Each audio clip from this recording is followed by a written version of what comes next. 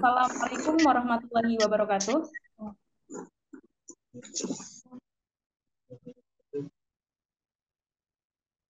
Kok Raisa ya masuk ini ya. Selamat pagi teman-teman semua. Alhamdulillahirabbil alamin. Puji syukur kehadirat Allah Subhanahu wa taala yang telah melimpahkan rahmat dan karunia-Nya sehingga pada pagi hari ini kita diberikan kesempatan untuk bertemu secara daring webinar pre-event Sekolah Yayasan Batch 6 yang pertama. Sebelum kita mulai webinarnya, marilah kita buka dengan membaca basmalah bersama. Bismillahirrahmanirrahim. Semoga dengan bacaan basmalah tadi dapat menjadi lantaran lancarnya kegiatan webinar kita pada pagi hari ini. Sebelumnya, perkenalkan dulu, saya Miladia selaku MC pada webinar kali ini. Saya ucapkan selamat datang peserta Sekolah Yayasan Batch 6 dalam acara webinar pre-event yang pertama. Pada webinar ini akan membahas step by step. Kalau ada yang mau ayo, nah, tadi main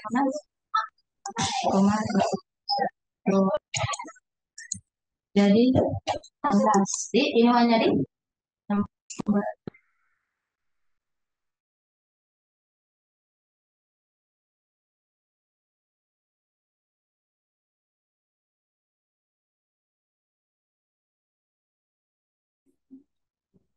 Pada webinar pertama kali Sarkan Yayasan, kemudian juga history-al-fatihah.com yang akan disampaikan oleh speaker sekaligus moderator kita, yaitu Mas Sono Prabowo.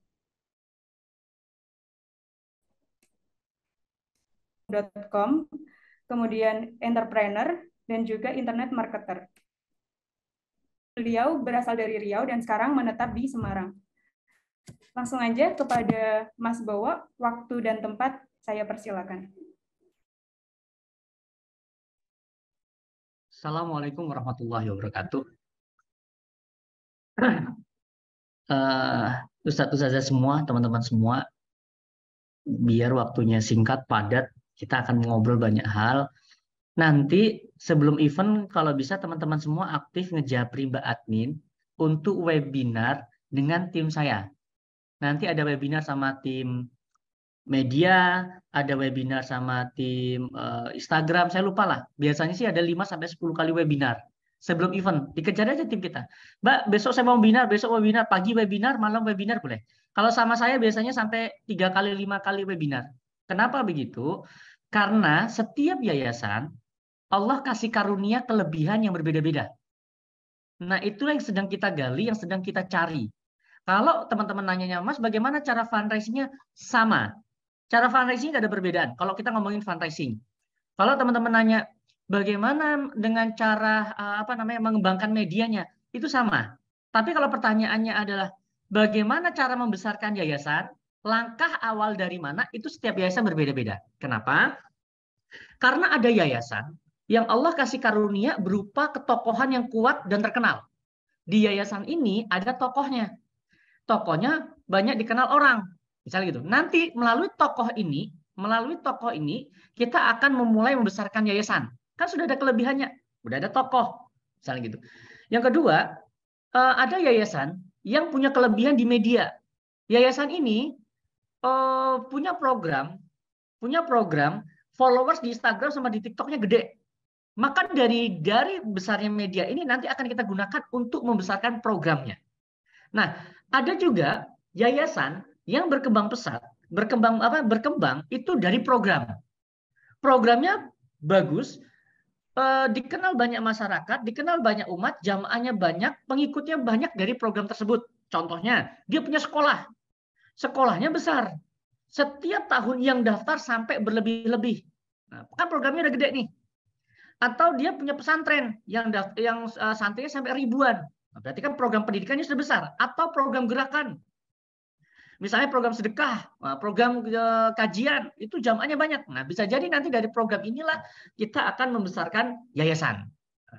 Kemarin kalau yang sudah ikut webinar sekolah yayasan, problem yang terjadi di banyak yayasan itu, Ustadz-ustadzah semua, teman-teman semua, mayoritas yayasan ketika datang ke sini, problematikanya yang harus kita selesaikan dulu adalah di perihal SDM.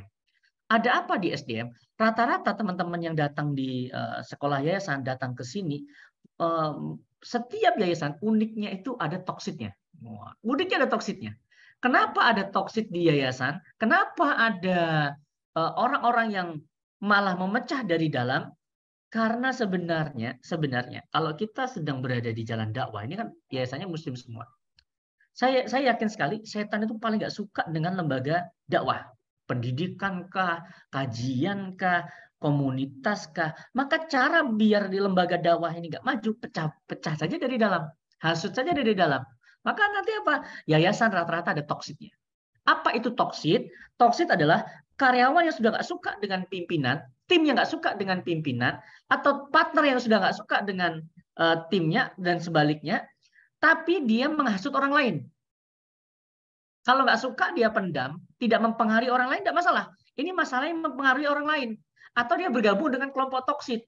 Akibatnya apa? Ketika orang datang ke yayasan harusnya mood boosternya enak, ini jadi nggak enak.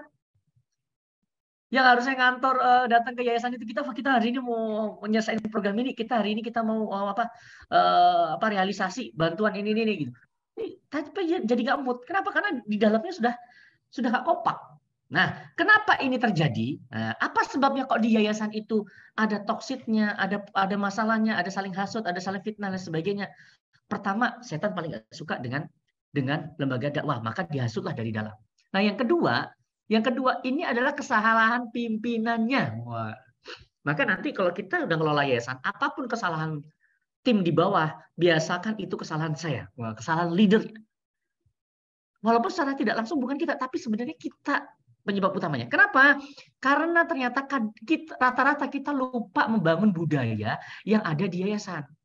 Tim bisa diatur, karyawan bisa diarahkan, karyawan bisa kompak, karyawan bisa solid, karyawan bisa bisa produktif.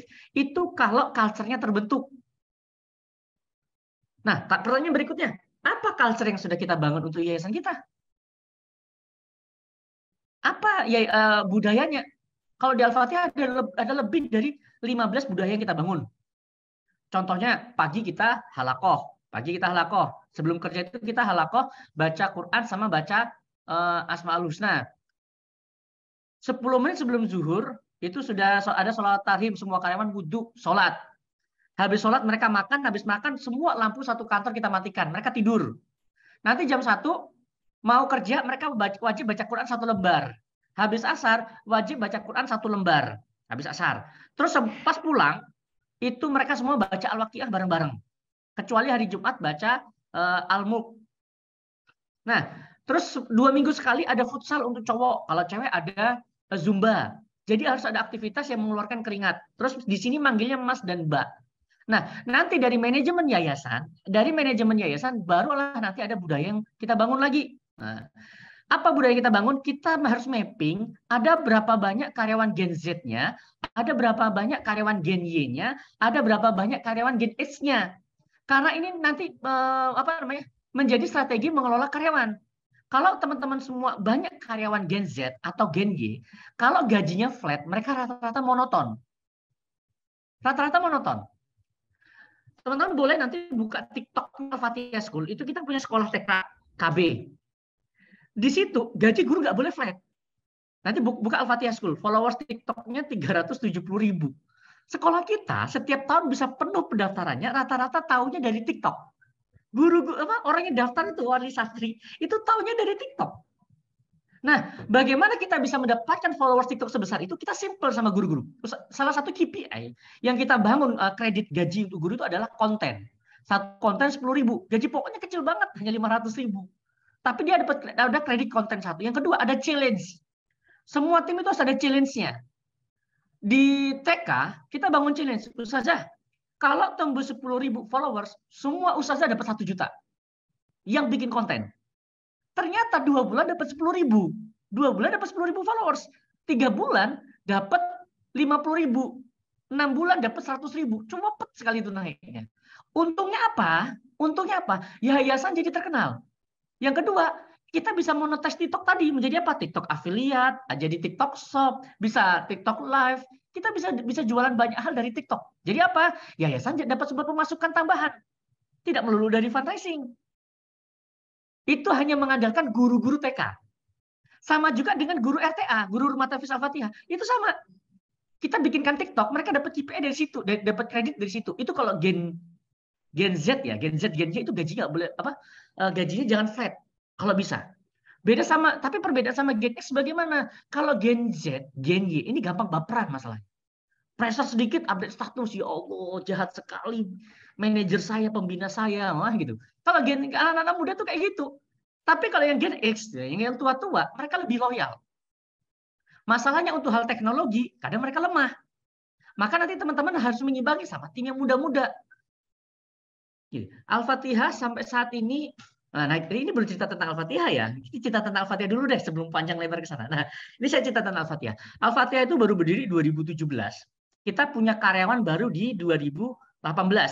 2019 itu baru 15 atau pokoknya naiknya pelan-pelan lah, pelan-pelan sekali. Berdiri berawal dari Rumah Tafis Al-Fatihah.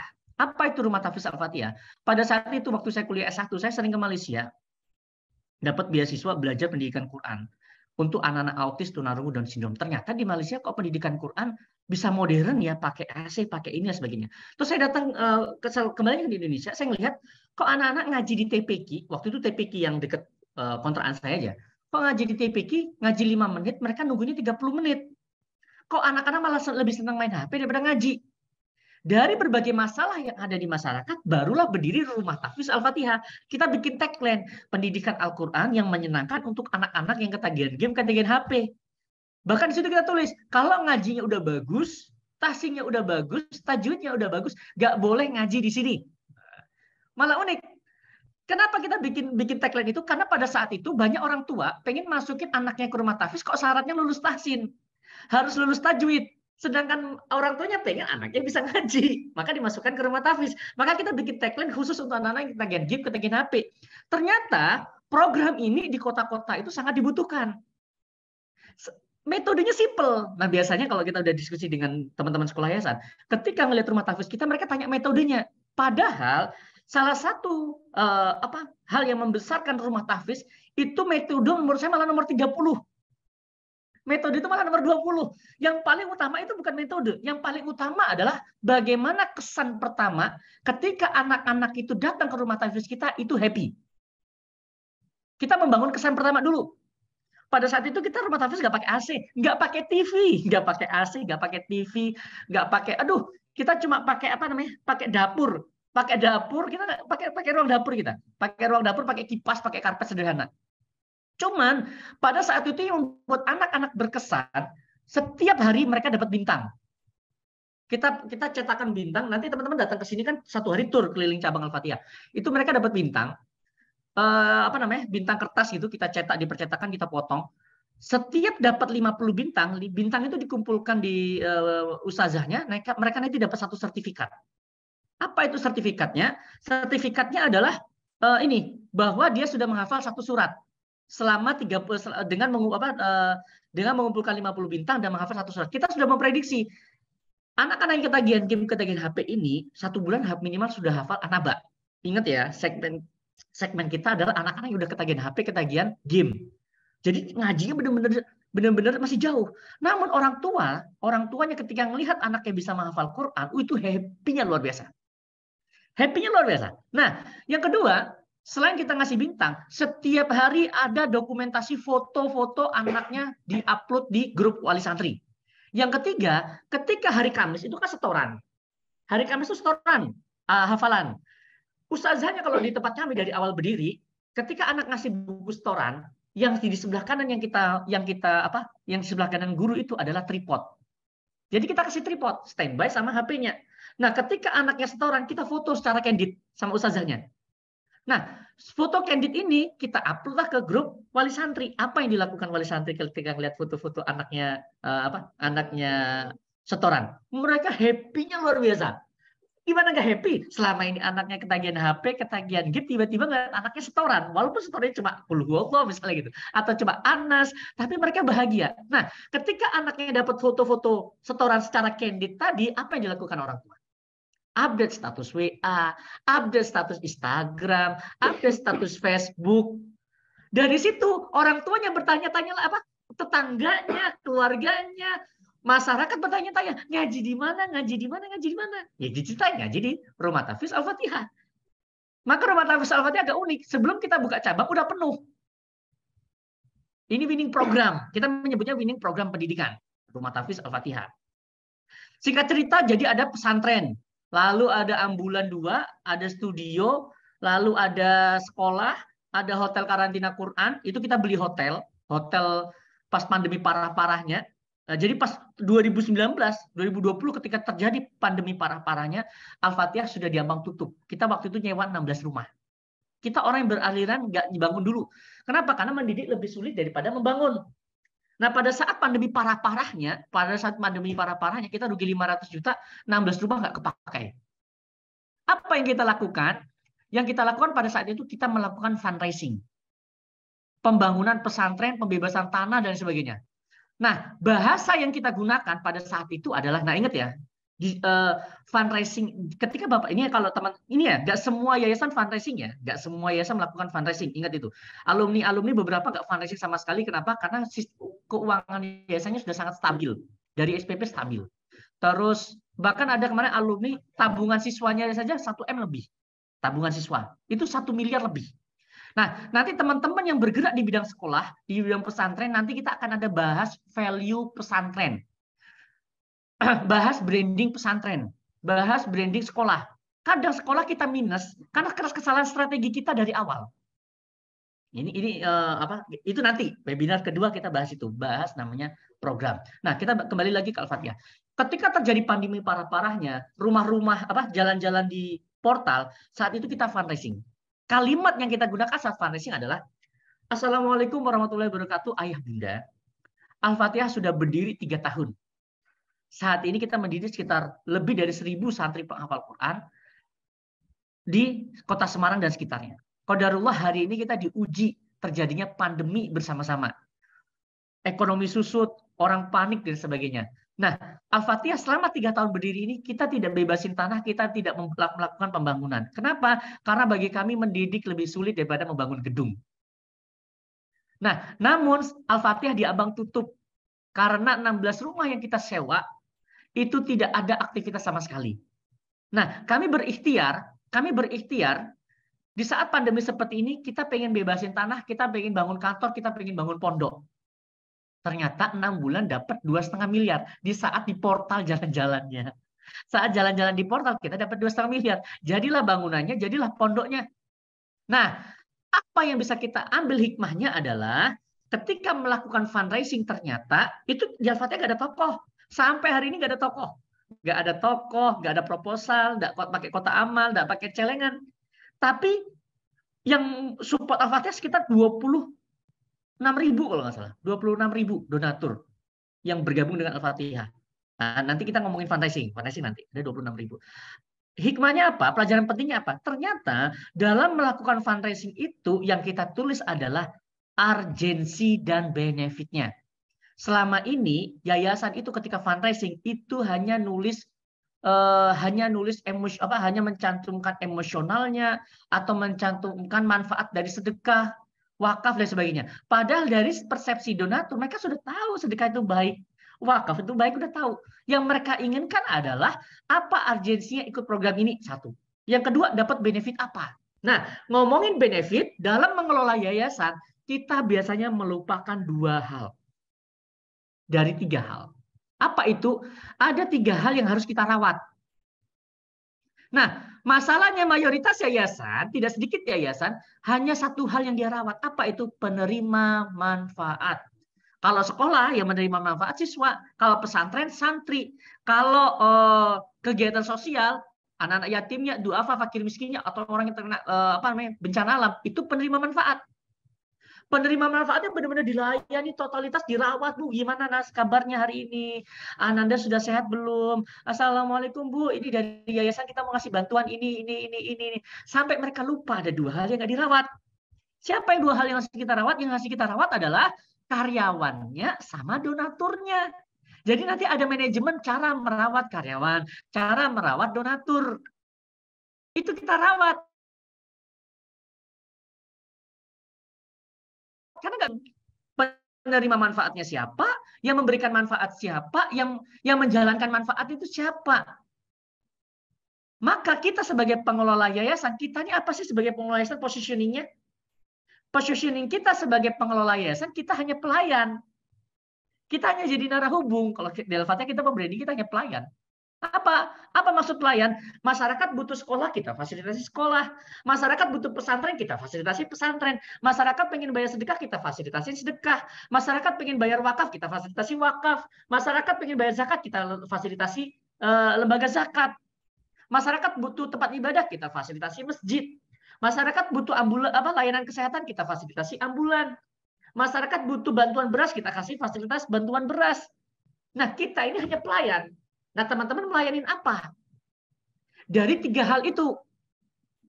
Apa 3 hal itu? Kalau secara undang-undang, 3 hal itu adalah kemanusiaan, sosial, dan keagamaan. Fungsi yayasan secara undang-undang ada 3 ini. Tapi kalau ikut sekolah yayasan, kita mapping menjadi 3 yang berbeda. Apa itu? Pendidikan, keagamaan, sama sosial. Kemanusiaan masukkan jadi sosial. Nah, dari 3 hal ini, teman-teman tentukan core-nya dulu apa? Kalau yayasannya bergerak di bidang pendidikan, nah nanti caranya adalah pendidikan ini kita besarkan, baru 2 hal ini nanti ngikut. Keagamaan sama sosialnya. Tapi kalau teman-teman di keagamaan, misalnya di lembaga zakat, ya gitu ya, atau di lembaga sedekah, ya maka kita gedekan ini ya. Nah, teman-teman tentukan dari 3 hal ini, core-nya apa dulu. Jangan nano-nano. Nanti nano-nano sih gini, tidak ada strateginya sama sekali, 3-3-nya digarap, media sosialnya isinya nano-nano. Siapa orang mau nge-follow?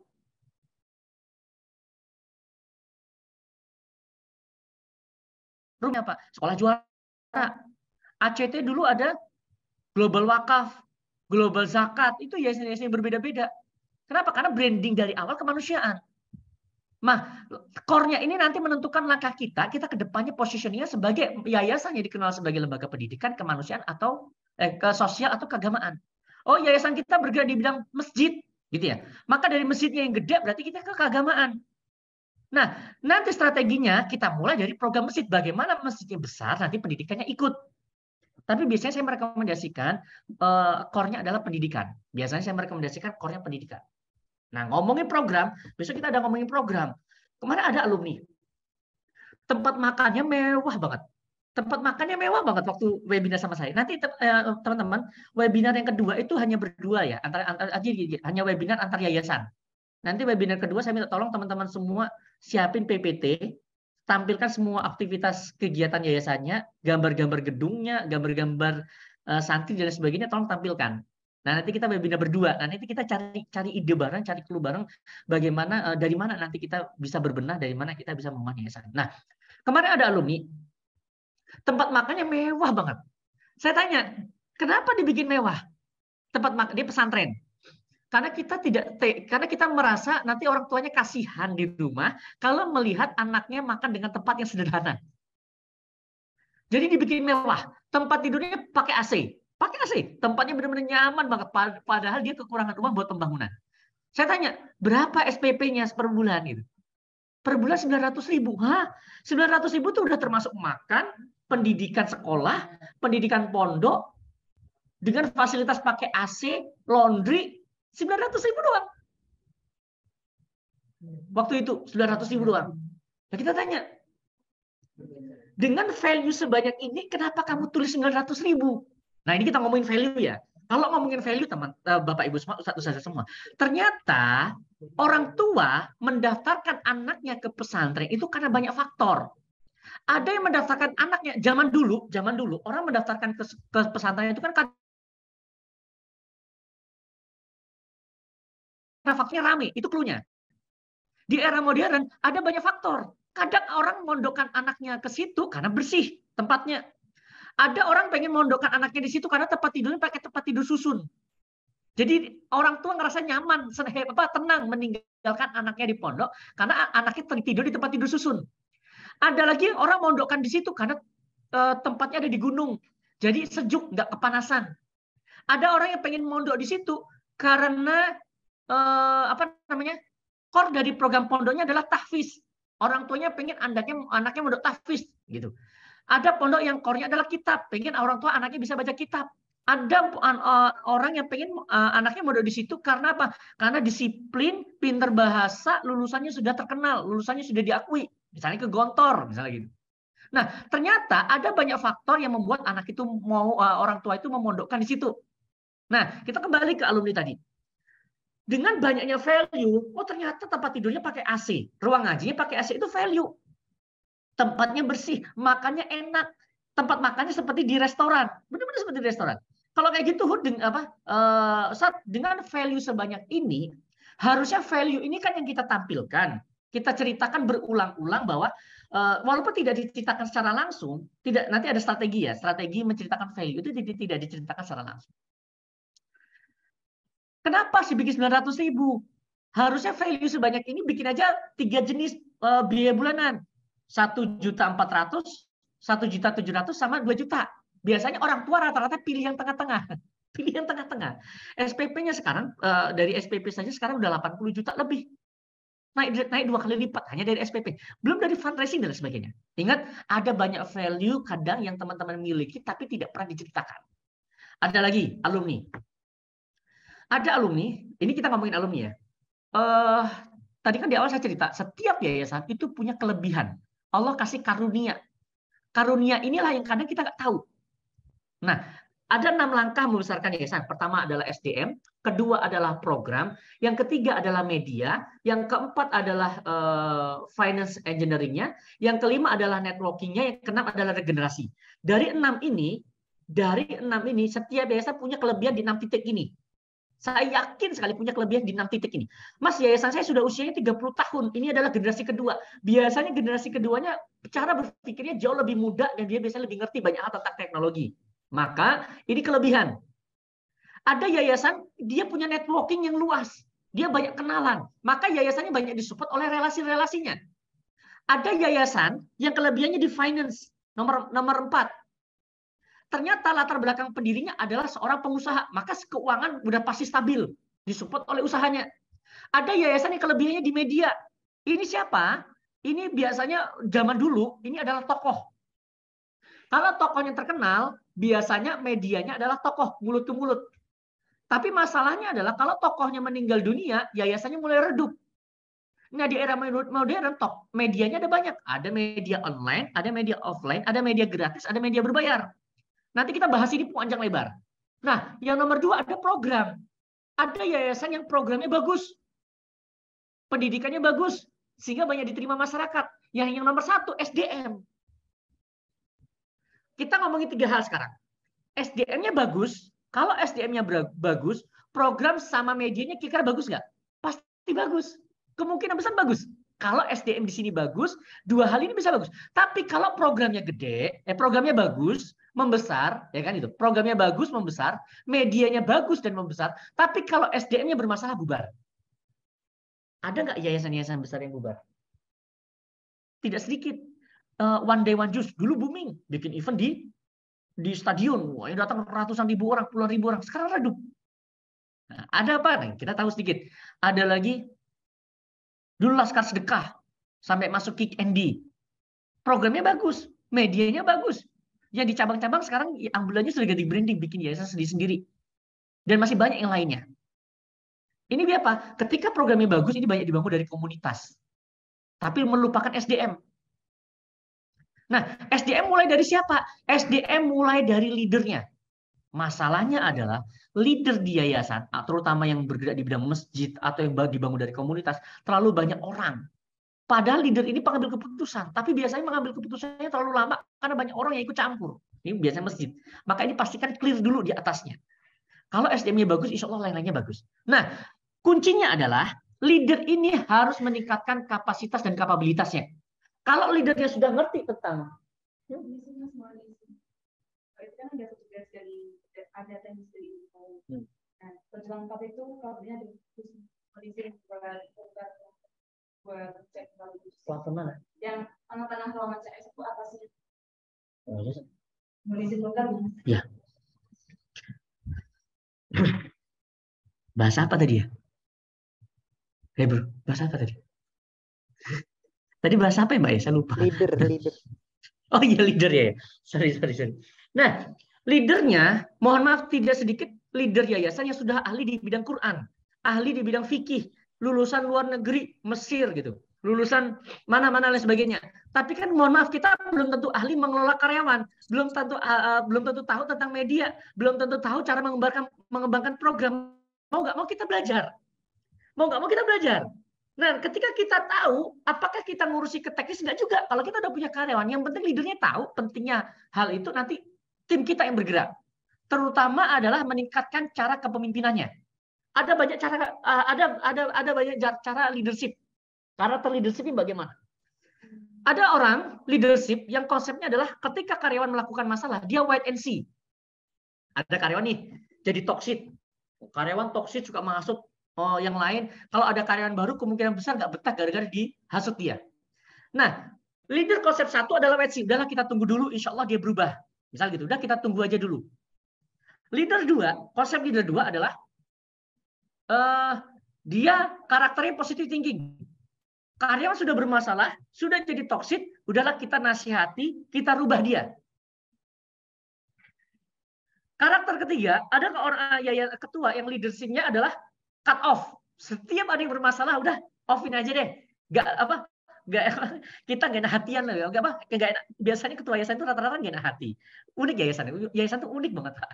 Kalau yayasan kita katakan sendiri. Biasanya paling sungkan mecat orang. Paling sungkan mecat orang. Biasanya rata-rata alumni itu kalau udah ikut sekolah yayasan, bahkan baru webinar atau bahkan baru ikut eventnya 1 hari 2 hari, pulang-pulang bersihkan karyawan. Sebenarnya bersihkan ngekat karyawan itu kita bahasanya simple. Kalau kita sudah nggak sevisi, kita sudah nggak sudah nggak se-value, kita sudah nggak sehati, ngapain kita lanjutin? Akhirin saja, tapi kita tetap berhubungan baik. Nah, saya karakter yang mana? Saya karakter yang ketiga-tiganya, tapi saya lebih cenderung ke cut off. Toxic itu tidak ada obatnya loh, Bapak Ibu semua. Sekarang karyawan yang ada toxic, yang jadi toxic itu nggak ada obatnya. Ingat, karyawan toksik itu gak ada obatnya. Mau Bapak Ibu nasihati sebanyak apapun, mau pakai dalil apapun, kalau sudah jadi toksik itu rusakkan hatinya. Rusak itu hatinya. Obatnya lama penyakit hati itu. Obatnya lama. Andaikan dia sembuh, beberapa bulan kemudian ketika dia tersakiti, dia bisa mulai lagi. Ingat ya, toksik kalau di yayasan itu orang yang perilakunya tidak baik, tapi dia mempengaruhi orang lain. Sehingga apa? Orang lain yang baru kerja, jadi kebawa dia. Kalau nggak mempengaruhi, berarti attitude-nya saja. Kalau toksik itu kan kayak virus. Kalau virus, toksik itu kan virus. Kalau dia menyebar, mempengaruhi yang lain, berarti dia toksik. Nah, lanjut ya. Tadi baru cerita tentang satu alumni. Alumni kedua, dari 6 ini, dia merasa tidak punya kelebihan sama sekali. Ada satu yayasan, kemarin datang bertiga, ibu-ibu. Dia punya SMP, punya SD, siswanya 500. Turun jadi 300. Dari 6 ini dia ngerasa nggak punya kelebihan sama sekali. Gimana nggak punya kelebihan? Dulu yayasan ini didirikan karena suaminya tokoh terkenal. Qadarullah meninggal dadakan. Meninggal dadakan. Nah, istrinya yang tidak pernah show up, tiba-tiba harus mimpin yayasan itu. Yang nggak pernah mimpin, tiba-tiba harus mimpin yayasan segede itu. Apa yang terjadi? Siswanya turun drastis. Kepala sekolah SMP-nya jadi toksik. Siswa sisa 30, siswanya SMP sisa 30 biji. Malah pada dihasut suruh keluar. Kita cerita panjang lebar, programnya biasa saja. SDM-nya banyak jadi toksik, leadernya melemah. Ibu-ibu nggak pernah show up. Programnya biasa saja, SDM-nya biasa saja, medianya apalagi nggak jalan sama sekali. Instagram, Facebook nggak jalan sama sekali. Keuangannya minus. Cerita panjang lebar, di mana kelebihan yayasan ini ternyata sebelum suaminya meninggal dunia, Allah kasih karunia 5 anak. Anaknya ada yang lulusan Yaman, dan yang nomor 2 lulusan psikolog. Masalah utama yayasan ini adalah banyak SDM toksik. Nah, ilmu dasar memanajemen karyawan adalah psikolog. Anaknya sudah mau lulus. Ya inilah Allah kasih karunia. Anaknya semuanya pengen bantu ibunya mengelola yayasan ini. Nah, ternyata setiap yayasan itu Allah kasih karunia. Nah, karunia inilah nanti yang perlu didiskusikan dengan kita. Apa sih kelebihannya yayasannya teman-teman semua? Kalau memang ada public figure, itu karunia dari Allah. Nggak semua yayasan punya public figure. Misalnya begini, ada yayasan, kemarin ada kiai datang ikut pelatihan kita. Kiai ya, santrinya banyak. Santrinya banyak. Santrinya malah nambah. Setiap tahun nambah pesantren tradisional. Tapi masalahnya adalah SPP-nya, keuangannya minus terus. Waktu saya datang ke pondok itu, Pak Yai. Besok santri pulang, saya bilang gitu. Pak Yai butuh dana buat pembangunan. Kenapa nggak minta dana pembangunan ke orang tua? Waduh, mas saya nggak enak hati kalau minta ke orang tua. Karena SPP-nya cuma 600.000. 600.000 itu uang jajan 5.000 per hari. Udah sekolah, udah laundry, udah makan. 600.000 doang. Nggak ada biaya pembangunan, nggak ada biaya lain-lain. Padahal value dari pesantren ini banyak banget. Salah satunya menurut saya, kalau bangun tidur, kita keluar ngelihat 3 gunung di Wonosobo. Ngelihat 3 gunung. Gunung Sumbing, Gunung Sindoro, sama Gunung Dieng kalau nggak salah. Di pesantrennya sangat-sangat indah. Tapi value sama sekali tidak diceritakan. Sama sekali tidak dibangun. Tidak diceritakan berulang-ulang. Jadi tahunya pesantren tradisional aja. Nah, Pak Yai, gini saja. Saya ngirim surat ke orang tua. Besok kan santri semua pulang. Di surat itu, biasa kalau surat-surat itu kan permohonan sumbangan pembangunan. Surat kalau untuk minta pembangunan. Surat itu saya tulis, saya lupa judulnya. Saya lupa judul. Pada isinya gini, ayah bunda semua, kami dari yayasan menyampaikan bahwa anak-anak mulai hari ini adalah libur. Mohon anak-anak di rumah dijaga hafalannya, dijaga akhlaknya selama di rumah. Gitu. Yang kedua, kami ingin menyampaikan bahwa yayasan ini sudah berdiri 33 tahun. Kapasitas pesantren ini hanya 150 anak dan saat ini dihuni 400 anak. Sehingga apa? Anak-anak kita tidak bisa belajar dengan kondusif dan nyaman karena melebihi kapasitas yang ada. Melalui surat ini, kami mengajak para orang tua, yayasan sudah membeli tanah di sebelah pondok dan akan kita bangunkan asrama. Maka kami berharap besar orang tua berikut berkontribusi membangun asrama baru agar anak-anak kita ini belajar lebih nyaman dan lebih sehat dan lebih kondusif. Surat itu di-print, di-stempel, ditandatangani kiai, difotokopi ke 400 siswa, 400 santri. Santrinya SD sama SMP. Pondok anak-anak. Dikasihkan ke orang tua, balik itu surat, dapat 80 juta. Pak Yainya sampai nggak nyangka. Ya Allah mas, ternyata orang itu selama ini saja kita tidak menyampaikan hal itu ke orang tua. Biasanya surat pembangunan, proposal pembangunan itu kan surat permohonan sumbangan wakaf berpahala jariah begini. Yang kita sampaikan kalau bisa tidak hanya itu. Yang kita sampaikan adalah urgensinya. Kenapa kita harus bangun pondok? Kenapa kita harus bangun ini? Kenapa kita harus bangun ini? Misalnya wakaf Quran di Al-Fatihah. Quran Al-Fatihah mana mas?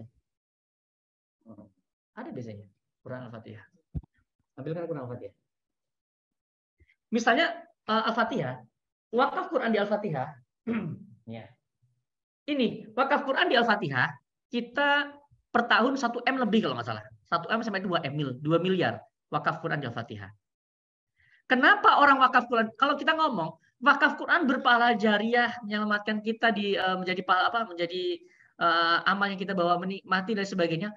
Rata-rata mohon maaf orang yang nggak sholat pun tahu wakaf itu baik. Tapi yang kita ceritakan bukan itu.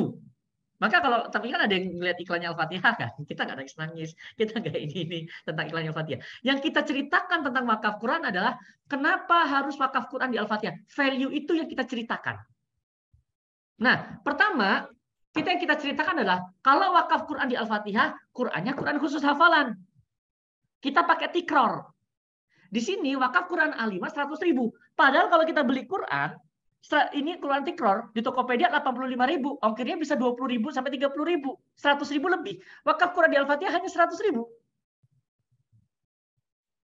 Terus yang kedua, Al-Quran Tikrornya kita custom sehingga tidak bisa diperjualbelikan lagi.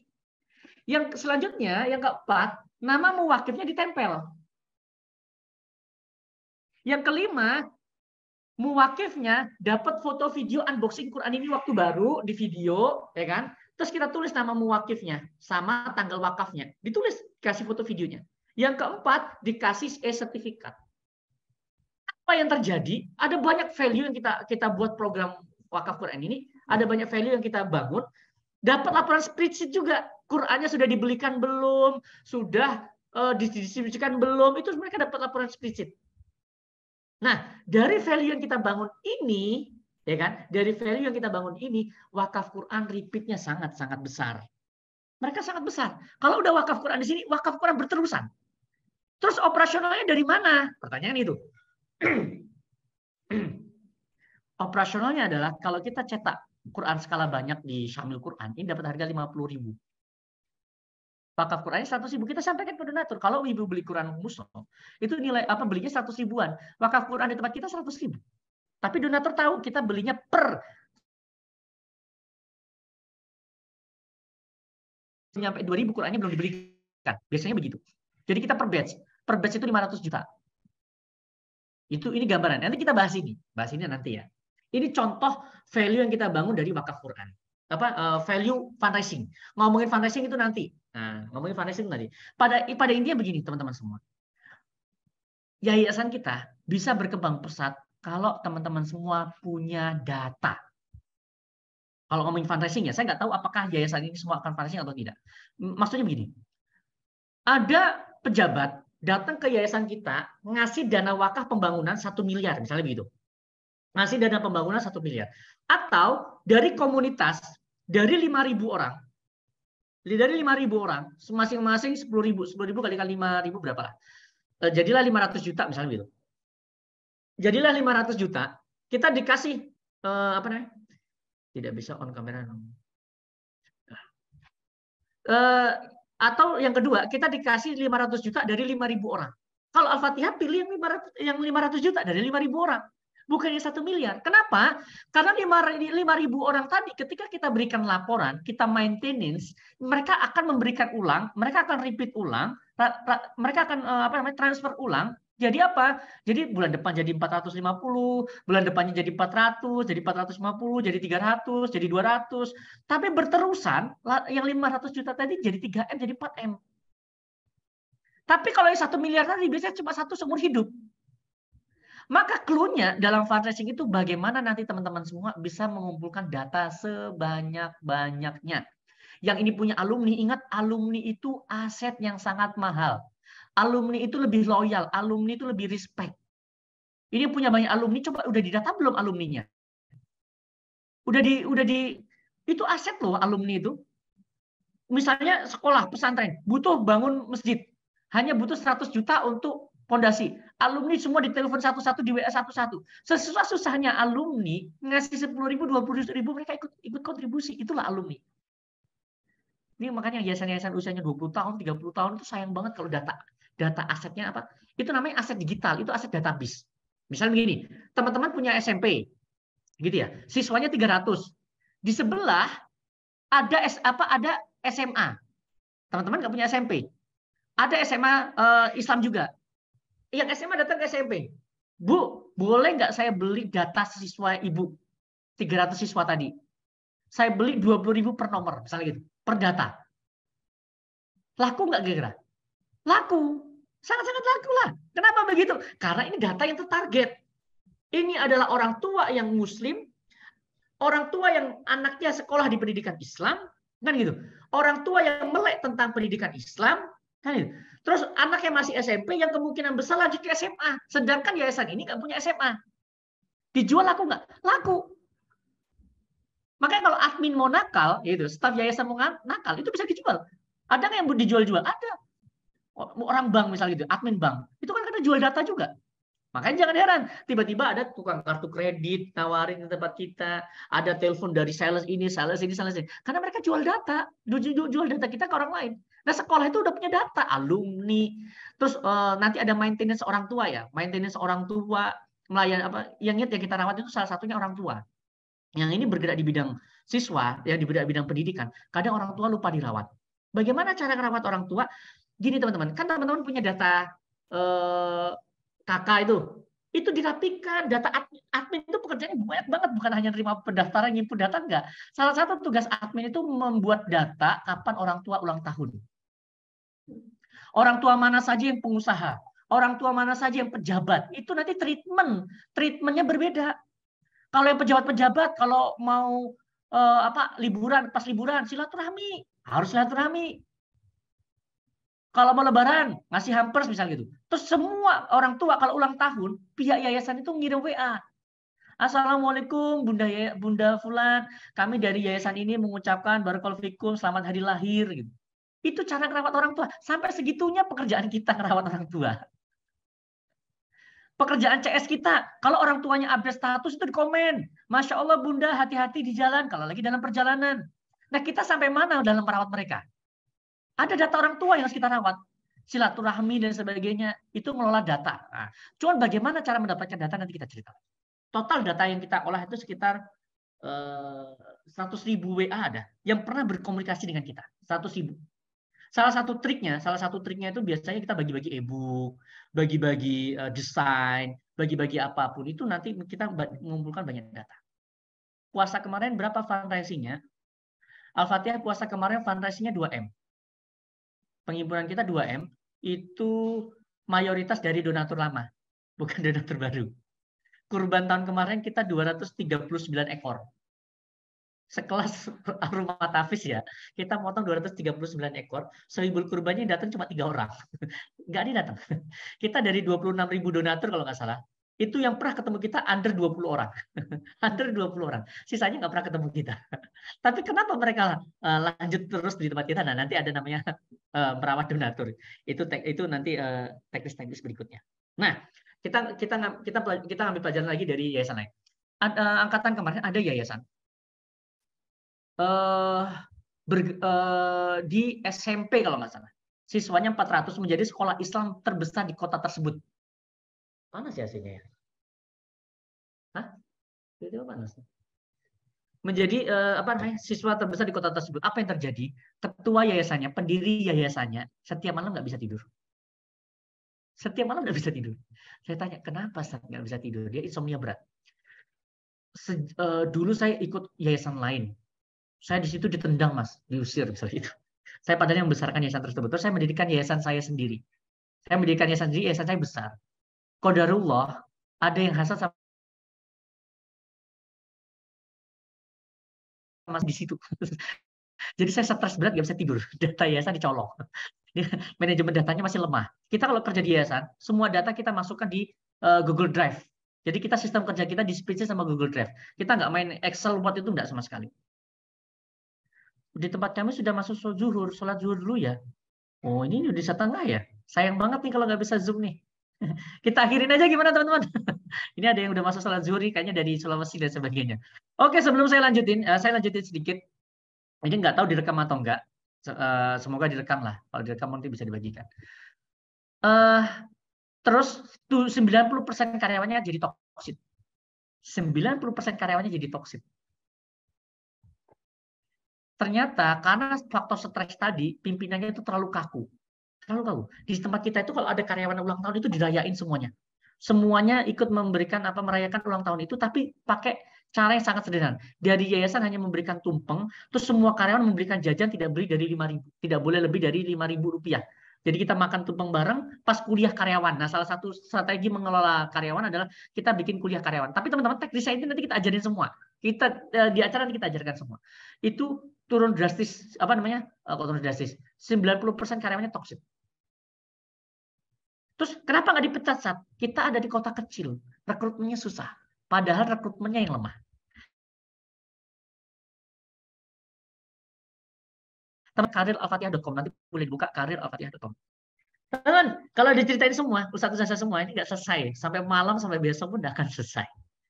Lanjut saja. Jadi kalau diceritain semua nggak akan selesai. Oke, lanjut ya. Saya bukakan ini deh, data-datanya. Oke, contohnya ya, karir-al-fatihah.com. Nanti sistem rekrutmennya akan kita kasih landing page. Oh ya, masalah bikin web. Insya Allah semua orang yang ikut sekolah Islam bisa bikin web. Ternyata bikin web itu nggak harus nyari web developer. Ini nanti contoh rekrutmen di tempat kita. Nih ya, unik Bapak Ibu. Rekrutmen di yayasan itu agak unik. Gak semua orang mau daftar. Kenapa? Karena mereka image-nya gaji kecil. Susah, sederhana image yang dibangun. Maka di sini dalam membuat rekrutmen kita tulis, mau jadi bagian dari kami, pastikan kamu punya beberapa kriteria di bawah ini.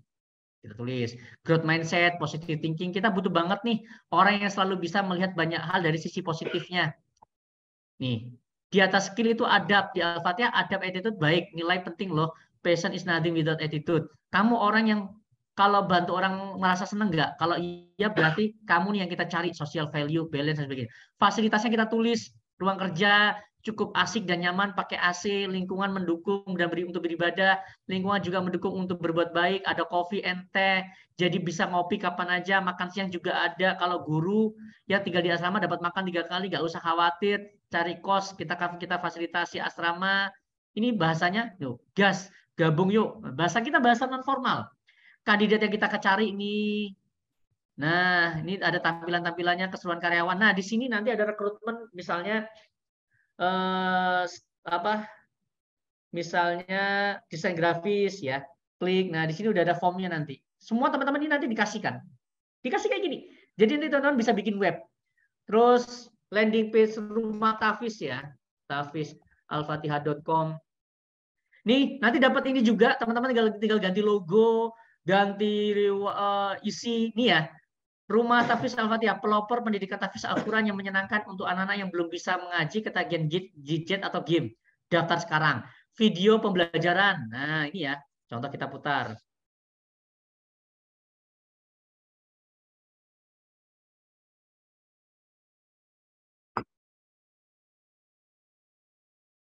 Nah, kita pakai gerakan tangan. Terus di sini ada pendidikan Al-Quran untuk anak-anak yang ketagihan game. Ini ada alamat cabangnya, cabang yang akan dibuka. Ini ada galeri-galerinya, ada dokumentasinya, metode dan konsep menghafal. Mengapa memilih Rumah Tafis Al-Fatihah? Gitu ya. Simak kata wali santri, testimoninya, fasilitasnya. Ada sampai free air minum, kita tulis. Jadi banyak value yang teman-teman miliki dalam pesantren sekolah, itu sebenarnya ada, tapi nggak ditulis. Itu sayang banget. Ruang ber-AC misalnya gitu ya. Sama seperti karyaalfatihah.com tadi, kan kita tampilkan value. Kita tampilkan value di sini. Gajinya under UMR. Tapi mereka mau daftar di sini kenapa? Karena mereka di sini bisa ibadah, bisa nyaman, bisa dekat sama Allah. Kerja di sini kita dekat sama Allah. Kita aja ibadah. Nih, rihlas tahun sekali, belajar ngaji tiap pagi, tiap Sabtu kadang ada kuliah karyawan. Kuliah karyawan itu nanti boleh buka Instagramnya Al-Fatihah Super Team. Dah. Nih, kita tampilkan value-value benefit keseruannya baru suruh daftar. Sama juga dengan ini. Kita tampilkan keseruan-keseruan santrinya, testimoninya, screenshot media sosialnya, liputan dari medianya, baru disuruh daftar. Nggak ada biaya loh. Nggak ada biaya. Yang kita kumpulkan database-nya ini. Setelah dia ngirim database, baru kita kasih biaya. Jadi kita punya data banyak. Ini contoh salah satu contoh strateginya. Gitu ya. Lalu ada, ini Rumah Tafis alfatihah.com, teman-teman, boleh dibuka. Ada alfatihah.id yang kita iklankan buat fundraising. Ini ya. Nih, saya ngiklan Kafarot pernah, ini saya sendiri yang iklan nih, dapat 125 juta nih. Pakai gambar ini doang. Nih, dapat 125 juta ini saya. Ini ada beberapa peserta yang sudah biasa main FBS nih. Oh ya, main FBS, fundraising itu goal utamanya bukan cari dana. Goal utamanya itu cari data. Maka nanti kita akan sharing bagaimana kita cari data sebanyak-banyaknya. Ini ya, kita buka. Nah, ini tentang kafarot, distribusi. Nah, di sini ada value-nya. Kenapa perlu membayar kafarot di Yayasan Al-Fatihah? Ini ya, ini aja tipu. Tipu aja dapat 100 juta lebih. Berdiri sejak 2017, ada ratusan santri penghafal Quran, ada lebih dari 10.000 orang baik, laporan progres dikirim tiap Jumat, bisa silaturahmi langsung dengan pengurus Al-Fatihah, ada rekening bank, ada rekening sedekah, doa anak yatim, ada media sosialnya. Nih, media sosialnya ditampilkan di screenshot nih. Dah, terus yuk bayar kafarat sekarang. Masuklah ke WA karyawan kita. Dia, ini alfatihah.id. Terus ada lagi wakaf wakaf Quran. Wakaf Quran kita dapat 1 miliar lebih dari iklan ini kalau nggak salah. Nih. Nih, Nih, kenapa wakaf Quran di Al-Fatihah mushaf yang disalurkan merupakan mushaf khusus hafalan, pengelolaan transparan, nama wakif ditempel di mushaf Quran, laporan distribusi, kontribusi dan sebagainya. Pahala yang didapat ini ya, dari pahala. Screenshot media sosial lagi nih. Tuh. Ada screenshot media sosial lagi. Kenapa screenshot media sosial itu penting? Karena untuk meyakinkan mereka, oh bahwa ini yayasan besar, followersnya banyak, postingannya banyak, maka dia ikut gabung berdonasi tempat kita. Nah, kita dalam membuat program wakaf dan sebagainya, pembangunan dan sebagainya, ini yang saya maksud, jangan-jangan kita belum mencantumkan value dari kita, benefit dari kita udah minta sumbangan. Orang nggak trust. Oh ya teman-teman, materi ini kan cukup banyak. Materi ini kan cukup banyak. Ini yang daftarnya 3 orang, 4 orang, 5 orang, menurut saya itu langkah yang tepat ya. Karena nanti bisa saling backup. Karena nanti kita akan fokus di 3 hal, SDM, program, sama media. 3 hal ini kalau diserap 1 orang, ini kemungkinan besar berat. Kecuali 1 orang ini kapabilitasnya berapa mindset udah biasa belajar. Maka belajar 3 hal ini insya Allah sudah cukup. Ada peserta dari Papua, itu kemarin datang 5 orang. Datang 5 orang. Dari Timika loh, atau dari mana saya lupa. Datang 5 orang dari Papua. Tiket pesawatnya ini udah berapa? Ada dari Aceh, ibu hamil 6 bulan. Lazismu. Ibu hamil 6 bulan, datang 3 orang. Dia naik bis dari Aceh ke Medan. Dari Medan naik pesawat ke Jakarta. Dari Jakarta naik pesawat ke Semarang. Itu ada ibu-ibu hamil 6 bulan. 3 orang. Sekarang udah punya rumah tafis, udah punya macam-macam. Kalau ngomongin alumni itu kalau fundraising rata-rata meningkat. Kalau ngomongin pendidikan, rata-rata pendidikannya meningkat. Tapi di sekolah yayasan kita nggak mau ngasih iming-iming itu. Kenapa kita nggak mau ngasih iming-iming itu? Karena yang paling susah dari sekolah yayasan itu nanti adalah menumbuhkan cara berpikirnya teman-teman semua. Ya selama ini kita belum melek digital, akhirnya kita melek digital. Ya selama ini kita belum melek tentang manajemen SDM, kita akhirnya melek manajemen SDM. Ya selama ini kita belum melek budaya kerja, culture yayasan, kita akhirnya melek culture yayasan. Ya selama ini kita belum menemukan positioning kita, akhirnya kita mulai menemukan positioning kita. Maksudnya begini, saya dulu waktu mendirikan rumah tafis bareng istri, saya dipanggil Ustadz. Semua orang manggil saya Ustadz. Orang kalau mendirikan rumah tafis, ini dipanggil Ustadz nih. Tahun kedua saya bilang semua manggil Pak. Di tahun ketiga semua karyawan wajib manggil saya Mas. Sekarang semua orang manggil saya Mas. Semua orang manggil saya Mas, Mas Wo gitu. Jadi saya dekat sama mereka. Positioning saya nyaman di situ. Kalau istri saya dipanggil Ustazah, karena memang dia lama di memang passion dia di situ. Dia kuliah di Mesir dulu cukup lama, di Mesir dari SMA. Terus pernah jadi kepala sekolah juga, wakil kepala sekolah. Gitu ya, teman-teman semua, kalau diceritakan semua nggak akan selesai. Maka tugas teman-teman semua, habis ini Japri Mbak Admin, kita webinar per yayasan bareng saya. Saya nggak bisa ngisi sekolah yayasan kalau saya belum kenal sama teman-teman semua. Terus yang dari Semarang, silakan datang ke kantor kita langsung. Nah, biasanya yang dari Semarang itu datang langsung, nggak perlu webinar. Udah datang aja, ngapain susah-susah. Ini kan ada dari Semarang nih, datang ketemu langsung, kita nggak perlu webinar-webinaran. Nanti diskusi langsung bisa, enak kan? Terus nanti kalau udah ikut sekolah yayasan, teman-teman boleh ngantor dari kantor Al-Fatihah, boleh ngirim karyawan buat ngantor di sini, namanya WFA, Work from Al-Fatihah. Buat belajar langsung sama tim kita boleh.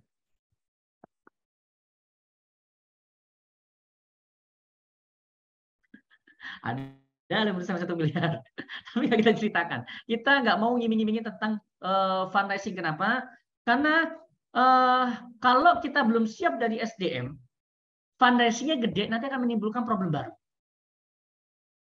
Maka yang paling kita prioritaskan adalah bangun SDM, bangun program, bangun media. Ingat ya teman ya, programnya bagus. Saya rasa teman-teman semua programnya bagus, tapi medianya lemah. Yang tahu sedikit. Orang nggak tahu tentang sekolah kita, nggak tahu tentang pesantren kita. Yang daftarnya sedikit. Orang medianya nggak dibangun. Ini kemarin ada alumni angkatan terakhir ya. Dia sekolah ada sekolah SMP. Ada sekolah SMP. Siswanya dari 500 sisa 30 swasta. Tempatnya mewah banget. Turun itu gara-gara dia ganti boarding, yang biasanya umum dia ganti boarding, turun 30%. Terus dia bingung cara membesarkan sekolah ini. Alumni angkatan terakhir dari Cianjur kalau nggak salah. Selama pelatihan, ini suami istrinya dokter, suaminya pengusaha. Diem aja, jarang tanya. Jarang tanya. 1 bulan setelah pelatihan, Japri saya ngucapin terima kasih yang sangat-sangat besar. Apa yang terjadi, teman-teman semua? Ini saya cari ya. Ternyata selama 3 hari dia ikut, salah satu yang bikin saya terharu adalah nih.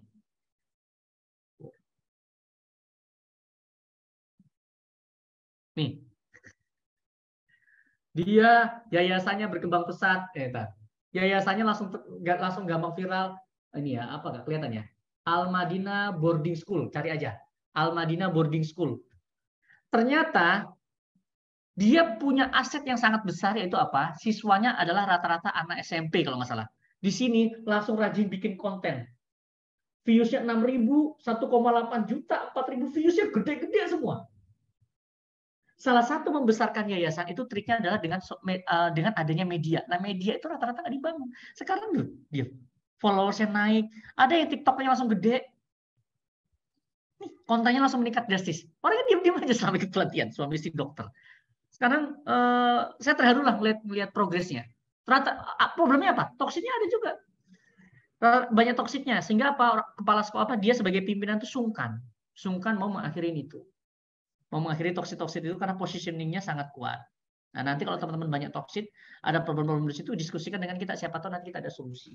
Kemarin lagi ada alumni, Mas, saya itu meng-hire HRD, gaji 6 juta, itu teman saya, seorang mentor juga, trainer. Masalahnya adalah setelah 2 tahun dia kerja, ternyata dia malah gabung sama kelompok toksit di karyawan saya. Jadi saya mau ngekat sungkan. Sahabatan pula, Mas. Gaji 6 juta. Positioningnya HRD. Saya bilang, Pak, Bapak gaji orang sebesar itu harusnya bisa dapat 2 orang. Gitu. 2 orang yang jauh lebih baik, yang jauh bisa melengkapi. Nah, mau ngekat itu bahasanya bagaimana? Nah, akhirnya diskusi dengan kita. Bahasanya adalah kita diplomatis. Misalnya kita lagi kondisi apa alasan yang memang fakta. Oh, ternyata yayasannya memang lagi menghemat, kondisi keuangannya lagi nggak baik. Kita akhiri dengan baik-baik, kita kasih 1 kali gaji, tapi kita tetap berhubungan baik, kita tetap silaturahmi. Gitu saja, kita tetap harus berani ngomong. Mau nggak mau daripada kita gini dalam dalam hitung-hitungan karyawan toksit, lebih baik kita memikirkan ratusan santri, ratusan siswa itu daripada memikirkan 1 karyawan yang bermasalah tadi. Maka mending kita akhirin aja. Toh santri-santri kita perlu kita didik. Energi kita habis. Jangan sampai teman-teman ngantor, itu hati dan pikirannya habis untuk ngomongin toksit-toksit yang ada. Buat apa? Hidup cuma sekali. Begitu ya, teman-teman semua. Terima kasih atas waktunya. Jazakumullah khairan semuanya. Sehat selalu. Sampai bertemu di webinar berikutnya. Saya akhiri. Wassalamualaikum warahmatullahi wabarakatuh. Terima kasih kepada Mas Bowo yang sudah menyampaikan materi, juga buat teman-teman yang sudah menyempatkan waktunya buat hadir di webinar event pertama ini. Untuk webinar selanjutnya nanti teman-teman bisa langsung japri ke admin untuk mengajukan jadwal ya. Oke. Alhamdulillahirabbil alamin. Webinar pertama kita sudah selesai. Marilah kita akhiri webinar ini dengan membaca hamdalah bersama-sama. Alhamdulillahirabbil alamin. Saya selaku pembawa acara memohon maaf apabila ada tutur kata maupun kesalahan yang kurang berkenan di hati teman-teman. Sekian dari saya akhiri. Wassalamualaikum warahmatullahi wabarakatuh.